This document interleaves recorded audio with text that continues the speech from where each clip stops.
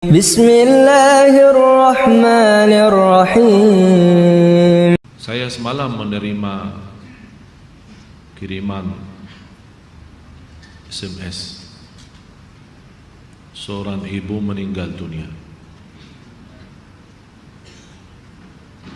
Biasa kalau kita mendengar berita ada orang meninggal dunia,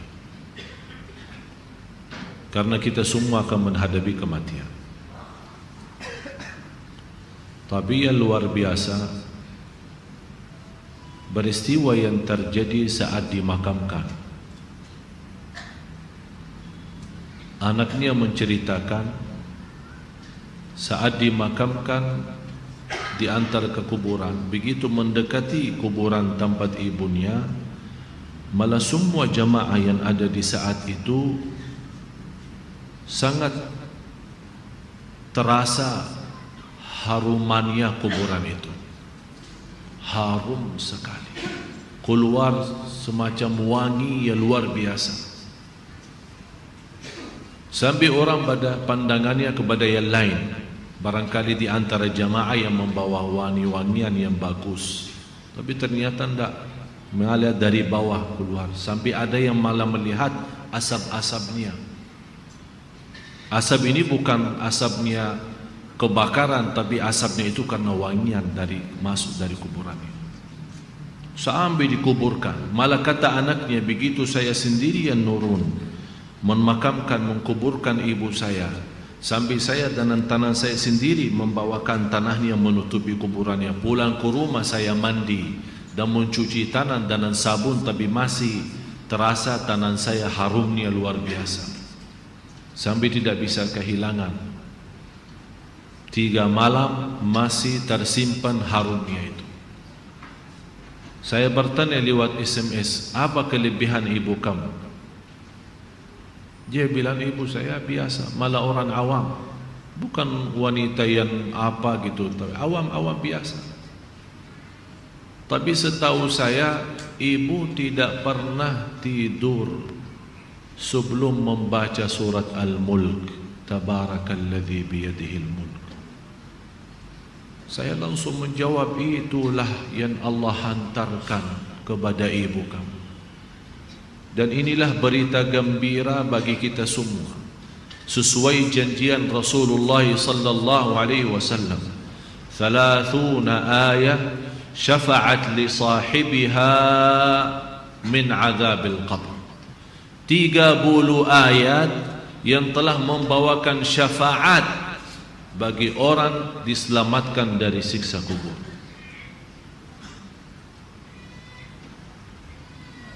Dari situ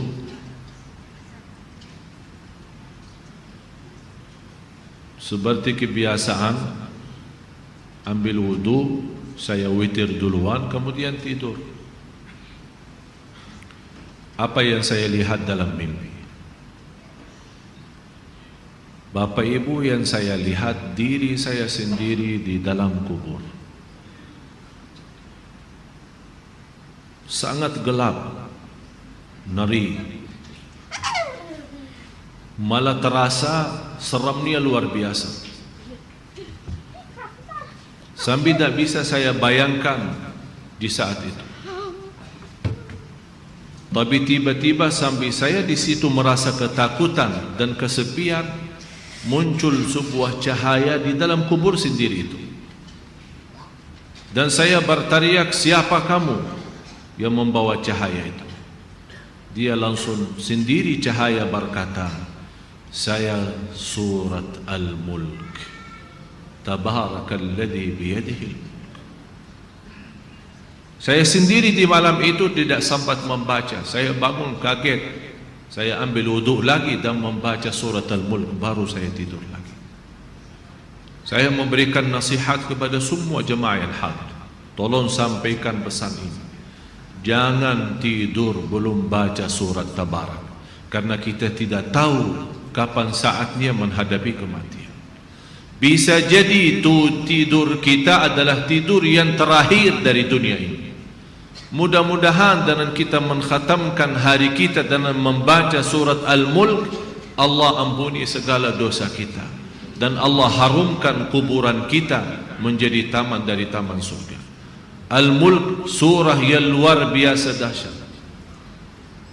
Saya mohon, biarpun ibu-ibu sedang halangan tidak salat, tetap mau tidur, ambil air wudu dan baca surat Al-Mulk.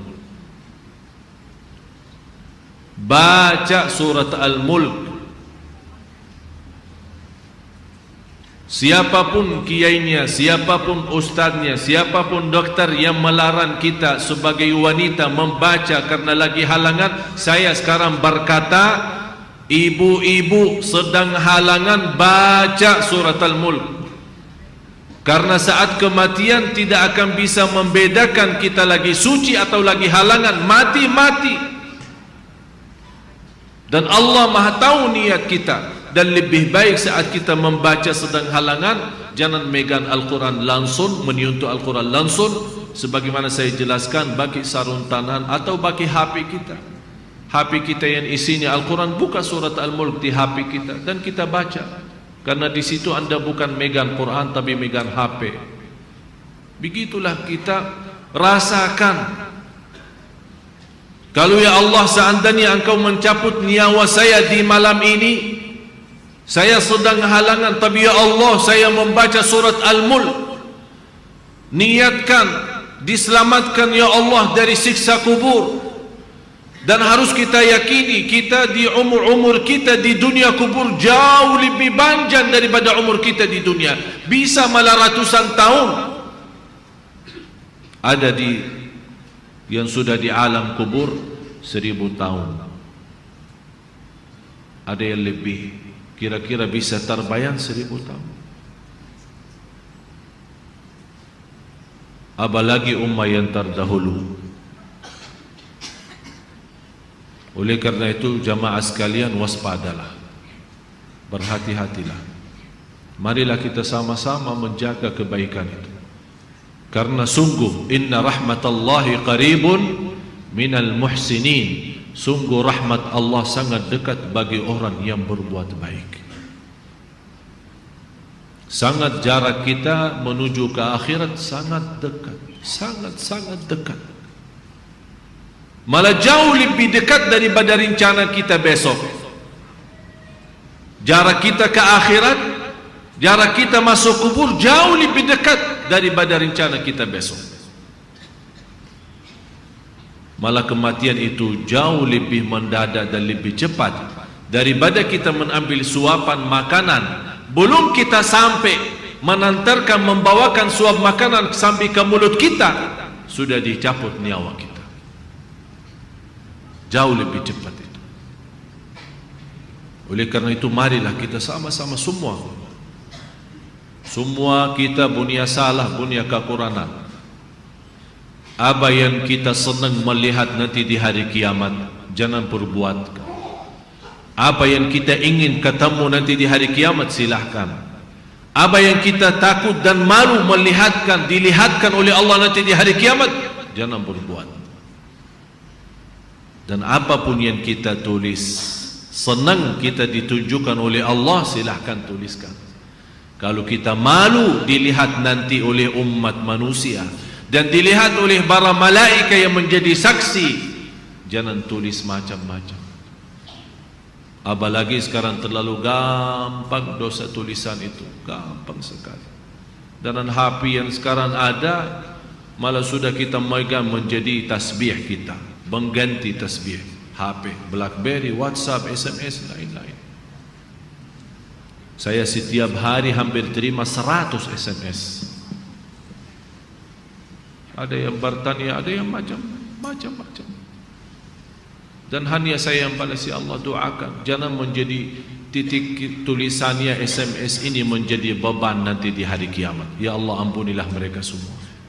Itu yang saya doakan. Walaupun saya tidak balas berdoa, tapi Allah yang Maha tahu apa yang saya doakan untuk orang yang kirim SMS atau WhatsApp atau apa saja. Oleh karena itu jamaah sekalian, hati-hati. Bukan masalah sama saya, tapi masalah kita sama Allah. Selalu saya menyampaikan dan mengingatkan kembali, jangan lagi berkata saya tidak enak sama ustaz, saya tidak enak sama keluarga, saya tidak enak sama jamaah. Rubahkan kata itu, berkatalah saya tidak enak sama Allah, saya tidak enak sama Rasulullah sallallahu alaihi wasallam. Kalau memang kita ingin diselamatkan oleh Allah di akhirat, bagi saya dunia ini biar kita susah sepanjang hidup kita sampai mati susah, masih jauh lebih ringan susah dunia daripada nanti susah di akhirat. Harus menjadi tujuan kita akhirat, bukan dunia. Akan Allah datangkan dunia dan akhirat. Ya ayyuhalladzina amanu taqullaha wal tanzur nafsun ma qaddamat lighad wattaqullaha innallaha khabirun bima ta'malun. Orang beriman, bertakwalah kepada Allah dan lihat masing-masing apa yang kita bawa nanti untuk hari esok, hari kiamat. Bertakwalah kepada Allah. Dan jangan-jangan wala takunu kalladzina nasullah, jangan-jangan menjadi orang yang melupakan Allah, akan Allah lupakan kita. Kalau Allah lupa sama kita, na'udzubillah, berantakan, hancur, dunia akhirat hancur kalau Allah lupa sama kita. Maksudnya lupa Allah sama kita, artinya Allah tidak mau urus kita lagi, tidak mau bantu kita lagi, tidak menolong kita lagi, tidak mau perhatian kita lagi. Na'udzubillah. Kalau Allah tidak mau perhatikan kita, siapa lagi yang mau perhatikan kita? Kita semua tidak punya Allah yang maha adil selain Allah, tidak punya Tuhan yang maha kasih sayang selain Allah, tidak punya Tuhan yang maha mengampun selain Allah. Biarpun dosa kita sepenuh bumi, tapi kita datang kepada Allah dengan ikhlas dan yakin diampuni dosa kita, dan kita berbuat kebaikan semampu kita, akan Allah ampuni dosa kita semua, biarpun dosa itu sepenuh bumi. Begitulah indahnya kasih sayangnya Allah. Mudah-mudahan semua yang hadir Allah bukakan hatinya, diberikan petunjuk kepada jalan yang benar, disucikan lahir batin, dikuatkan lahir batin agar senantiasa setiap hari meningkat iman, meningkatkan takwa, menjadi orang yang berilmu dan beramal salih, agar senantiasa setiap saat, setiap waktu kita mendapatkan karunia rahmat Allah, karena sungguh rahmat Allah sangat dekat bagi orang-orang yang berbuat baik. Al-Fatihah.